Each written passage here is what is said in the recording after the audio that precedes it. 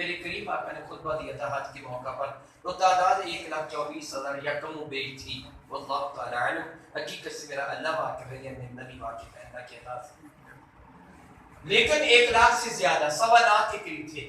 تو سارے صحابہ تو حج کرنے کے لیے نہیں آئے، ساری صحابیاں تو نہیں آئی تھی۔ ایک سادہ سے اس کا جواب ہے کہ صحابہ کی تعداد لاکھوں میں تھی۔ کیا بلا صحابہ کی تعداد لاکھوں میں تھی؟ کیا سب کا درجہ صدیق و فاروق عثمان علی کے برابر ہے؟ نہیں ہے۔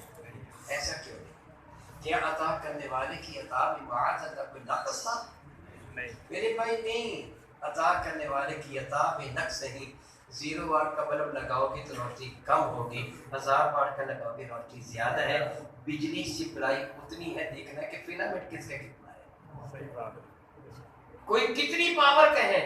سمندر پہ جاؤ گے، ایک کپ لے کے جاؤ گے تو 1 کپ پانی کا لے کے آؤ گے، ایک ڈول لے کے جاؤ گے ڈول لے کے آؤ گے، ٹینکر لے کے جاؤ گے ٹینکر لے کے آؤ گے۔ دیکھنا یہ ہے نبی سے فیض کس نے زیادہ حاصل کیا، کون نبی سے زیادہ وفا کرنے والا، جس نے میرے نبی سے جتنی زیادہ وفا کی رب کائنات تو ہی مت بڑا۔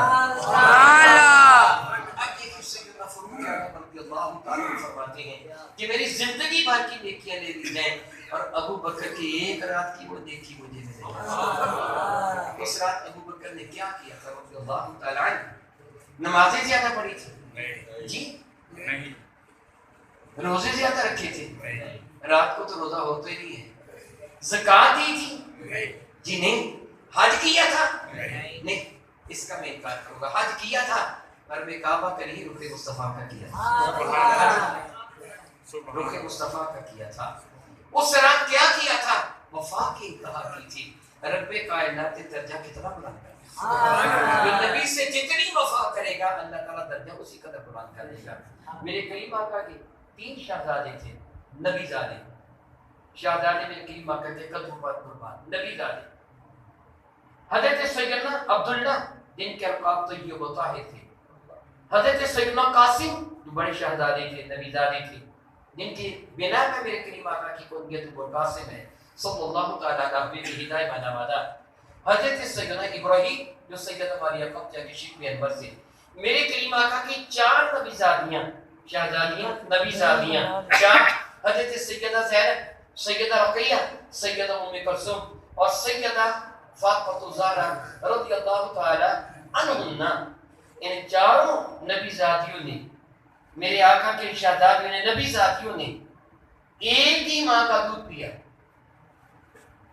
ایک ہی باپ کا خون ان کی گردن، ان کی رگوں میں گردش کرتا تھا، ایک ہی باپ کی آغوش محبت میں یہ پل کر بڑی ہوئی ہیں، ایک ہی ماں نے ان کو اپنا دودھ پلایا ہے، ایک ہی ماں اور باپ نے ان کی تربیت کی ہے۔ مگر میں آپ سے سوال کرتا ہوں، بتائیے سب بیٹیوں کا مرتبہ فاطمہ الزہرا کے برابر ہے؟ ساری بیٹیاں میرے نبی کی نہیں ہیں، پھر اتنا مرتبہ فاطمہ الزہرا کے کیوں ہے؟ جس نے میرے نبی سے جتنا زیادہ پیار کیا مرتبہ اسی قدر زیادہ تھا۔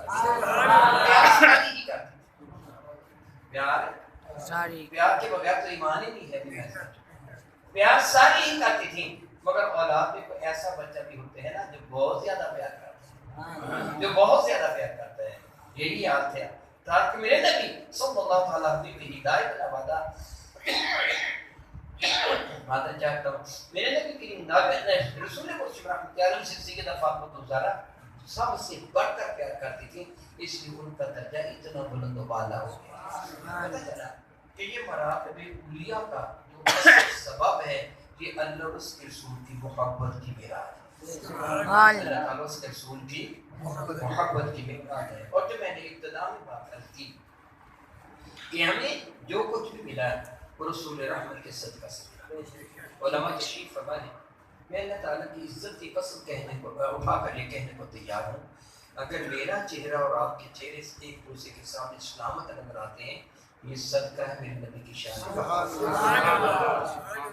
وگرنہ پہلی قومیں جو کم توڑتی تھیں، کم ماپتی تھیں، ان پر عذاب الہی آ جاتا تھا، وہ تباہ و برباد ہو کے رہ جاتی تھی۔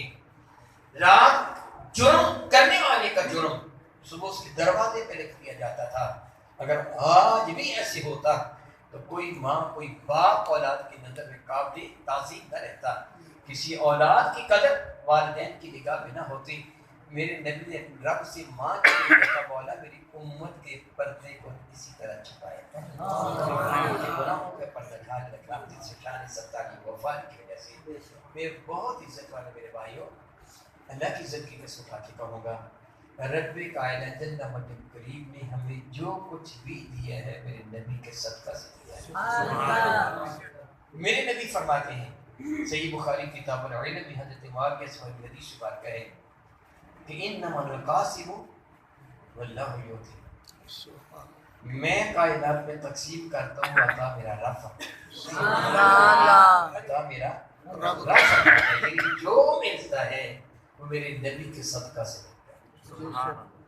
اللہ فرماتا ہے قُلْ نَنْبِذُ هَٰؤُلَاءِ وَهَٰؤُلَاءِ مِنْ عَطَاءِ رَبِّكَ، محبوب ہر کسی کو ہم عطا فرماتے ہیں، اور یہ جو کچھ عطا ہوا ہے یہ تیرے رب کی عطا ہے، اور یہ تیری وجہ سے عطا ہوا ہے۔ پھر آخر میں آپ کو ایک مثال دینے کے بعد اپنی گفتگو کو ختم کروں گا۔ میں آپ سے کرتا ہوں، مجھے آپ بتائیے ایک شخص روزانہ ایک کتے کو روٹی کا ٹکڑا ڈالتا ہے، کیا میں نے کہا روزانہ ایک کتے کو روٹی کا ٹکڑا ڈالتا ہے، وہ سارا دن اس کے دروازے پر چوکی داری کرتا ہے، ساری رات اس کے دروازے پہ جاگتا ہے، وہ ایک ٹکڑا روٹی کا ڈالتا ہے، پیٹ بھر کے بھی نہیں کھلاتا۔ اگر کسی دن اس کتے کو پاؤں سے ٹھوکر مارے، وہ کتا کیا کرے گا؟ اس کو کاٹے گا؟ نہیں کاٹے گا، بلکہ کیا کرے گا؟ اس کے سامنے زمین پر لوٹ پوٹ ہوگا، اپنی زبان بھی نکالے گا، دم بھی ہلائے گا، اس بات کا اظہار کرے گا تو مجھے مارتا ہے، میں تو تیرے پاؤں چاٹنے کو تیار ہوں۔ کیوں تیار ہوں؟ کہ تیرے دروازے سے مجھے روٹی کا ایک ٹکڑا ملتا ہے۔ تو میرے بھائی، جس کتے کو روٹی کا ٹکڑا ملتا ہے وہ اپنے آقا سے وفا کرتا ہے، وہ تجھے تو ملا ہی سا میرے نبی کے صدقہ سے، پھر تو نبی سے وفا نہ کرے۔ پھر وہی بات ہے نا کہ جنا دلاں وچ عشق نہ رچیا، یعنی میرے نبی کا پیار کتے ہونا تھی چنگی، در مالک دے بیٹھے رہتے بھوکے تس سے ننگے۔ غور کیجئے، سوچئے ذرا، ہمیں اپنے نبی سے کیسی وفا کرنی چاہیے؟ ہمیں ملا ہی سب کچھ نبی کے صدقہ سے ہے۔ رب کائنات جل وعلا کی حضور میں نہایت ہی ادب کے ساتھ ملتجی ہوں، التجا کرتا ہوں کہ رب کائنات میں تیری شان کریمی کا صدقہ تو سے مانگتا ہوں کہ جب تک تو ہمیں زندہ رکھ، اپنے اور اپنے محبوب کے پیار میں زندہ رکھنا۔ میں آخر ہچکی آئے تو تیری اور تیرے نبی کی محبت میں آئے، قیامت کے اٹھیں تو تیری رحمت کا، تیرے نبی کی دامن کرب کا سایہ ہمارا مقدر بنے۔ آمین ثم آمین، وآخر دعوانا الحمدللہ رب العالمین۔